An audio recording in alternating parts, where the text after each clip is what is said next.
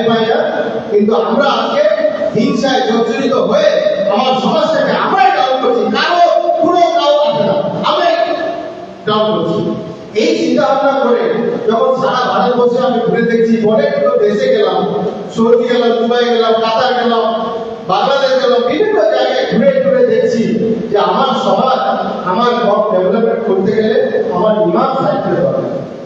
একমাত্র পারবে ইমামরাই, তাছাড়া কেউ পারবে না। কারণ আমার ইমামরা সততার প্রতীক। তাদের মধ্যে ৩,০০০ টাকা দিয়ে কিন্তু সংসার চালাতে পারে, সেই ইমাম যদি একটু সমাজের জন্য কাজ করে, ইনশাআল্লাহ ওই সমাজ চেঞ্জ হবে। কারো বাপের ক্ষমতায় আটকাতে সেই সমাজ চেঞ্জ হবে। তাই আমি অল ইন্ডিয়া ইমাম অ্যাসোসিয়েশনকে আমি আমাদের বেছে নিয়েছি যে আমি কাজ করতে গেলে আমার একটা প্ল্যাটফর্মের দরকার। আর সেই প্ল্যাটফর্ম অল ইন্ডিয়া ইমাম অ্যাসোসিয়েশন। ইমামরাই আমাদের পারবে সমাজকে চেঞ্জ করা। আমাদের কোনো রাজনৈতিক করতে আমরা এখানে আসিনি, আমরা আসছি যে আমার কম কিভাবে ডেভেলপমেন্ট হবে, আমার সমাজ কিভাবে ডেভেলপমেন্ট হবে।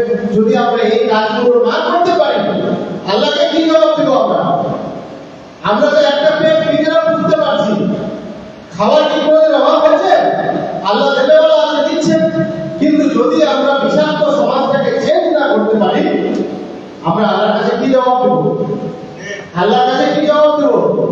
জবাব কিন্তু আমাদেরকে দিতে হবে। কিন্তু আমরা চেষ্টা করবো, আল্লাহকে তো আমরা একটাই বলতে হবে, আমরা চেষ্টা করেছি। আজকে মহফিলে বসেছি, আলোচনা করেছি, 10টা লোককে শুনিয়েছি। কেউ চেঞ্জ হলে হবে, না হলে হবে না। জবরদস্তি আমরা করাতে পারবো না, তাই না? জবরদস্তি করাতে পারবো না। তো আজকে আমাদের মধ্যে ইমামদের মধ্যে অনেক কোয়ালিটি আছে। আমি অনেক মসজিদে দেখেছি, আমাদের তেলেঙ্গানার মসজিদে ইমাম সাহেব যখন বক্তব্য দেয়, কত সুন্দর ভাষা, কত সুন্দর। বালিয়াদিতে ইমাম সাহেব বক্তব্য দিচ্ছে, কত সুন্দর ভাষা। ইমামদের মধ্যে অনেক কোয়ালিটি আছে। কোয়ালিটিগুলোকে আমাদের দাঁড়ায় রেখে দিয়েছে পলিটিক্যাল পার্টি, দাঁড়ায় রেখে দিয়েছে। এই দাঁড়ায় রাখার কারণে আজকে সমাজ আমাদের চুপ হয়ে আছে। তাহলে বলতে চান, একটা গ্রামের বড় মিটিং এ আগে, ঘুষ করে আগে, ঝামেলায় আগে, কিন্তু যখন ওখানে মহর করাতে হয় তখন কিন্তু আগে যাচ্ছে না। কাকে যাচ্ছে? ইমাম সাহেবকে যাচ্ছে। তো ওই মহরটা করা দিন না, হ্যাঁ, ওই বলতে হবে। কিন্তু আজকে ইমামদেরকে কিন্তু গ্রামে মরণ করা দরকার, কিন্তু আমরা ইমামরা পিছনে আসছি। 2-4টা কথা বলে দিচ্ছে ইমামদেরকে, কমিটি হলো এমন এমন কমিটি তৈরি হয়েছে মসজিদে, উল্টাপাল্টা কথা বলে দিচ্ছে। তা আমরা আমাদের সম্মানকে ফিরিয়ে নিয়ে আসার জন্য ইনশাআল্লাহ চেষ্টা করেছি।